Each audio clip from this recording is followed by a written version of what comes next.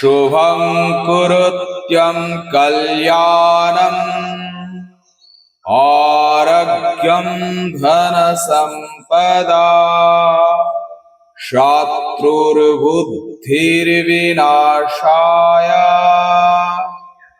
দীপজ্যোতির্নমস্তুতে। জয় গুরু শম্ভু। আজকে আমরা আলোচনা করব অধিকরণ, কারক এবং সপ্তমী বিভক্তি নিয়ে। অধিকরণ কারকের প্রথম সূত্রটি দেখো, বলেছে আধার অধিকরণ। এই কথার অর্থ আধারকেই অধিকরণ বলে। কার আধার? ক্রিয়ার আধার, অর্থাৎ ক্রিয়ার আধারকে অধিকরণ কারক বলে। এবার আধার কথার অর্থ কি? আধার কথার অর্থ হচ্ছে স্থান, সময় বা কাল বা স্থান বোঝাতে অধিকরণ কারক হয়। যেমন বলছে ব্যাঘ্রা বনে বসতি, বসন্তী হবে যেহেতু কর্তায় বহু বচন রয়েছে। বাঘগুলি বনে বাস করে। তাহলে এখানে ক্রিয়ার আধার কোনটা? বসন্তী মানে বাস করে। এই বাস করা ক্রিয়ার আধার বা স্থান সেটা হচ্ছে বন, তাই বন পদে অধিকরণ কারক হয়েছে। এবং অধিকরণ কারক হলে সপ্তম্যাধিকরণে সব অধিকরণ কারক হলে তাতে সপ্তমী বিভক্তি হয়। তারপরে দেখো গৃহে তিষ্ঠতি, সে ঘরে থাকে। তাহলে এখানে তিষ্ঠতি ক্রিয়ার আধার, তিষ্ঠতি ক্রিয়ার স্থান সেটা কোথায়?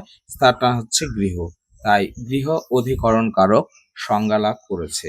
একই রকম ভাবে শিশু শয্যায়াং শেতে, শিশু শয্যায় বিছানায় শুয়ে আছে। তো এখানে এই যে শুয়ে আছে, শেতে ক্রিয়ার আধার, শি ধাতুর আধার এখানে হচ্ছে শয্যা, তাই শয্যা পদে সপ্তমীর এক বচন হয়ে শয্যায়াম হয়েছে। শয্যা পদটি লতা শব্দের মতো, লতা শব্দের সপ্তমীর এক বচন লতায়াম, তাই এখানে হয়েছে শয্যায়াম। তারপরে নেক্সট দেখো বর্ষাসু মেঘ বর্ষাতি, বলছে বর্ষাকালে মেঘ বর্ষণ করে। এখানে দেখো বর্ষতে অর্থাৎ যে বৃষ্টি হয়, বর্ষা হচ্ছে, তো সেই বর্ষা হচ্ছে, সেই বর্ষা ক্রিয়ার আধার কোনটা? এখানে হচ্ছে বর্ষতি ক্রিয়ার আধার হচ্ছে বর্ষাসু। বা এখানে একটা কথা বলেছিলাম যে সময় বা কালবাচক বা স্থানবাচক বোঝাতে অধিকরণ হয়। তাহলে বর্ষা দেখো কালবাচক, বর্ষা একটা কাল, বর্ষা কালবাচক। সেই রকম দিন, মাস, বৎসর, বর্ষা, একাদশী, দ্বাদশী এগুলো সবই হচ্ছে কালবাচক শব্দ, তাই এই কালবাচক শব্দে এখানে অধিকরণ কারক হয়েছে। তিলেষু তৈলম বিদ্যতে, তিলগুলির মধ্যে তেল থাকে। আচ্ছা, তাহলে এই যে বিদ্যতে থাকা ক্রিয়ার আধার হচ্ছে তিল, তাই এটাতে সপ্তমী বিভক্তি হবে। আর একটা জিনিস জেনে নেব, বর্ষা শব্দটা নিত্য নিত্য স্ত্রীলিঙ্গ বহুবচনান্ত শব্দ, অর্থাৎ বর্ষা শব্দটি স্ত্রীলিঙ্গ নিত্য বহুবচনান্ত শব্দ। বর্ষা শব্দটি বহুবচনেই একমাত্র ব্যবহার হয়। নেক্সট দেখো বলেছে সমুদ্রে লবণমস্তি, সমুদ্রে লবণ আছে। তাহলে কোথায় আছে? সমুদ্রে হচ্ছে স্থান, তাই এটা অধিকরণ হয়েছে। দুগ্ধে মাধুর্যম অস্তি, দুধে মিষ্টি আছে। তাহলে মিষ্টিটা কোথায় আছে? দুধ এটা হচ্ছে স্থান। প্রভাতে শয্যাং ত্যাজ, সকাল বেলায় বিছানা পরিত্যাগ করো। আচ্ছা, তো এই যে এখানে এই ত্যাজ ক্রিয়ার আধার প্রভাত, কারণ প্রভাত হচ্ছে তোমার এখানে কালবাচক শব্দ। কোন সময়ে? প্রভাতে। তো এগুলোই হচ্ছে অধিকরণ কারক, অর্থাৎ ক্রিয়ার আধারকে অধিকরণ বলে। আমরা আধার বুঝবো দুটো সিস্টেমে, একটা হচ্ছে সময় বা কাল, আর একটা হচ্ছে স্থান। ক্রিয়ার আধার বা স্থান তিন রকম হয়ে থাকে: ঐকদেশিক আধার, অভিব্যাপক আধার, আর হচ্ছে বৈষয়িক আধার। ঐকদেশিক কথার অর্থ হচ্ছে একাংশ, সমগ্র অংশ নয়, এক অংশ। যেমন স বনে বসতি, সে বনে বাস করে। তাহলে সে যে বনে বাস করে, সমগ্র বনে কিন্তু বাস করে না, বনের একটা নির্দিষ্ট অংশে সে বাস করে। তাই এই রকম একাংশ বোঝাতে একাংশ আধারকেই বলা হয় ঐকাদেশিক আধার, অর্থাৎ বনে এটি একটি ঐকাদেশিক আধার। নদ্যাং স্নাতি, নদীতে স্নান করে, সমগ্র নদীতে স্নান করে না, নদীর কোনো একটা ঘাটে একটা স্থানে স্নান করে। তাহলে এটাও হচ্ছে আমাদের ঐকদেশিক আধার। গৃহে তিষ্ঠতি, ঘরে আছে বা থাকে। তাহলে এখানে সমগ্র ঘরে থাকে না, ঘরের কোনো একটা অংশে সে আছে, তাই এটা হচ্ছে ঐকদেশিক আধার। একই রকম ভাবে স্থল্লাম অন্নং পচতে, সে হাঁড়িতে ভাত রান্না করছে। তাহলে হাঁড়িতে ভাত রান্না করতে বলতে সমগ্র হাঁড়িতে কিন্তু ভাত রান্না হচ্ছে না, হাঁড়ির কিছুটা অংশে ভাত রান্না হচ্ছে। তো এই রকম আধারকে বলা হচ্ছে ঐকদেশিক আধার। এবার চলো আমরা জেনে নেব যে অভিব্যাপক আধার কিরূপ। অভিব্যাপক আধার হচ্ছে সমগ্র অংশ বোঝাবে। যেমন দুগ্ধে মাধুর্যম অস্তি, দুগ্ধে মিষ্টি আছে, মধুরতা আছে। তাহলে এই মধুরতা কোথায় আছে? দুধে আছে। তাহলে দুধের কিন্তু সমগ্র অংশতেই এই মধুরতা আছে। একটা গ্লাসের দুধ রয়েছে, দুধে মধুরতা আছে, কথার অর্থ হচ্ছে এই সমগ্র দুধেই মধুরতা আছে, যেখান থেকেই দুধ নেওয়া হোক না কেন গ্লাসের, সেটাতেই মধুরতা রয়েছে। তো এই রকম সমগ্র অংশ জুড়ে যে আধার, সেটাকেই বলা হচ্ছে অভিব্যাপক আধার। যেমন তিলেষু তৈলং বিদ্যতে, তিলে তেল আছে, তিলগুলিতে তেল আছে, অর্থাৎ সমগ্র তিলের মধ্যেই তেল আছে, এইটাও অভিব্যাপক আধার। এবার চলো আমরা জানবো বৈষয়িক আধার। বৈষয়িক আধার কথাটা কি? বৈষয়িক কথাটা আসছে বিষয় হতে। যেমন এখানে দেখো উদাহরণ তুলে ধরা হয়েছে, বিদ্যায়াম অনুরাগায় অস্তি, বলছে বিদ্যায় অনুরাগ আছে। তাহলে এই বিদ্যা হচ্ছে একটা বিষয়, তাই না? বিদ্যা বিষয়ে, পড়াশোনার বিষয়ে অনুরাগ আছে, তাহলে এটা বিষয়, তাই এটা বৈষয়িক আধার। গুরৌ ভক্তি বিদ্যতে, গুরুতে ভক্তি আছে, তাহলে অর্থাৎ গুরু বিষয়ে তার ভক্তি আছে, এটাও বৈষয়িক আধার। ধর্মে মতি অস্তি, তার ধর্মে মতি আছে, তাহলে ধর্ম বিষয়ে মতি আছে, তাই এটি বৈষয়িক আধার। আর প্রত্যেক আধারেই কিন্তু অধিকরণ কারক হয়েছে। বিদ্যা শব্দটা লতা শব্দের মতো, লতা শব্দের সপ্তমীর এক বচন লতায়াম, তাই এখানে হয়েছে বিদ্যায়াম। গুরু শব্দের সপ্তমের এক বচন গুরু। ধর্ম শব্দটা তোমার নর শব্দের মতো, নর শব্দের সপ্তমের এক বচন নরে, তাই এখানে হয়েছে ধর্মী। এই ধরনের প্রশ্ন আমাদের পরীক্ষায় হতে পারে। তোমাকে একটা প্রশ্ন এইভাবে দিতে পারে যে 4টা উদাহরণ দিল, সেখানে বলল যে এখানে তোমার অভিব্যাপক আধার কোনটি,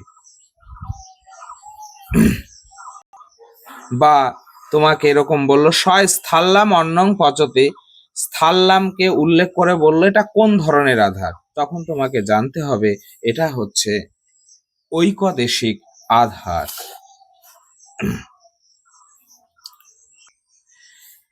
এখানে কয়েকটা উদাহরণের মাধ্যমে একটা গুরুত্বপূর্ণ তথ্য পরিবেশন করা হবে।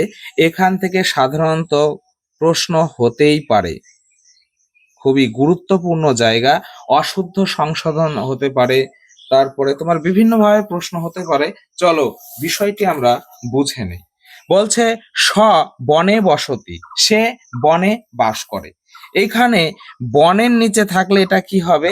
এটা আধার ও অধিকরণম, কারণ সে কোথায় বাস করে, কোন স্থানে বাস করে? বনে। তাহলে এটা অধিকরণ হলো। এবার এই বনেটা কোন ধরনের আধার? না, এটা ঐকদেশিক আধার। এবার চলো স বনং উপবসতি। দেখো এখানে ছিল বনে, এখানে হয়েছে বনং উপবসতি। এখানে একটা সূত্র রয়েছে উপান্নাথাং বস, উপ, অনু, অধি এবং আ, এই চারটা উপসর্গের সাথে যদি বস ধাতু যুক্ত হয় তাহলে তার আধারটা অধিকরণ না হয়ে কর্মকারক সংজ্ঞা প্রাপ্ত হয় এবং কর্মণি দ্বিতীয়া সূত্রানুসারে তাতে দ্বিতীয়া বিভক্তি হয়। তো এইখানে দেখো উপসর্গের সাথে বস ধাতু রয়েছে, অর্থাৎ এখানে উপন্নাধাং বস সূত্রটি প্রযুক্ত হয়েছে, তাই এর আধার বন পদে দ্বিতীয়া বিভক্তি হবে। তাই এখানে হয়েছে বনং উপবসতি। এখানে উপবসতি কথার অর্থ কিন্তু বসবাস করা, অর্থাৎ সে বনে বাস করছে। আবার দেখো এইখানে রয়েছে স একাদশীম উপবসতি। একাদশী একটা তিথি, বলছে সে একাদশী তিথিতে উপবসতি অর্থাৎ অনাহারে রয়েছে। এইখানে উপবসতি কথার অর্থ হচ্ছে অনাহার। উপবসতি কথার দুটো অর্থ, একটা হচ্ছে বাস করা আর একটা অনাহার। যখন এই রকম অনাহার বোঝাবে এবং সেটা ব্যাপ্তি অর্থ বোঝাবে এবং সেটা কালবাচক বা পদ পরিমাণ বাচক শব্দ যদি হয় তাহলে সেটা কাল অধ্যন অত্যন্ত সংযোগে এই সূত্রানুসারে তাতে দ্বিতীয়া বিভক্তি হবে। এখানে উপবসতি কথার অর্থ অনাহার এবং এটা দেখো একাদশীম একটি কালবাচক শব্দ এবং ব্যাপ্তি বোঝাচ্ছে, তাই এটা কালাধ্বনর অত্যন্ত সংযোগে এই সূত্রানুসারে একাদশী পদে দ্বিতীয়া বিভক্তি হয়ে যাবে। আবার দেখো বলছে সাধু তীর্থে উপবসতি। সাধু তীর্থে উপবাস করছে, এখানেও কিন্তু অনাহার বোঝাচ্ছে। তাহলে এখানে দ্বিতীয়া কেন হয়নি, সপ্তমী কেন হয়েছে? কারণ উপবসতি অনাহার বোঝালে তো দ্বিতীয়া হয় না। অনাহার বোঝালে দ্বিতীয়া হয়, কিন্তু সেক্ষেত্রে দুটো জিনিস মনে রাখতে হবে, সেটা কালবাচক শব্দ হতে হবে এবং ব্যাপ্তি অর্থ হতে হবে। দেখো এখানের তীর্থটা না কালবাচক শব্দ এবং না ব্যাপ্তি অর্থ বোঝাচ্ছে, তাই এটাতে কিন্তু দ্বিতীয়া হবে না, সেটা অভ্যুক্ত অর্থস্য না, এই সূত্রানুসারে সপ্তমী বিভক্তি হবে।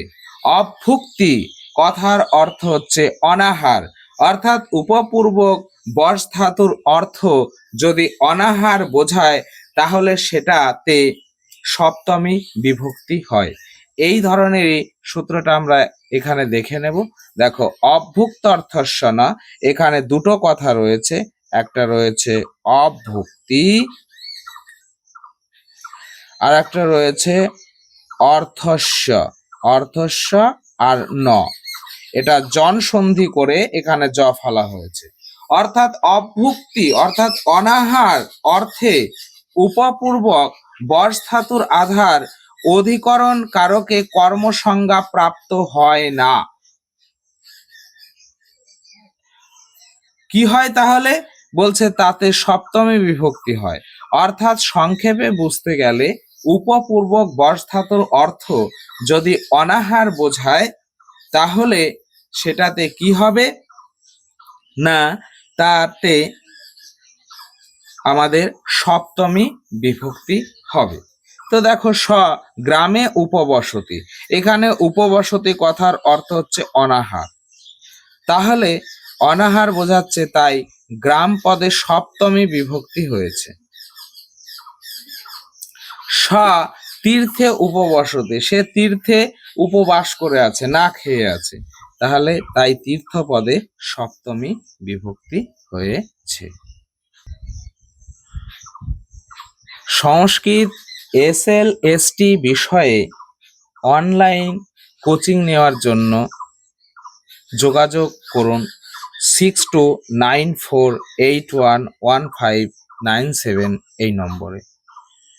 জয় গুরু শম্ভু। ওং সর্বে ভবন্তু সুখিরা, সর্বে সন্তু নিরাময়া, সর্বে ভদ্রাণি পশ্যন্তু, মা কশ্চিৎ দুঃখ ভাগ ভবেৎ। জয় গুরু শম্ভু।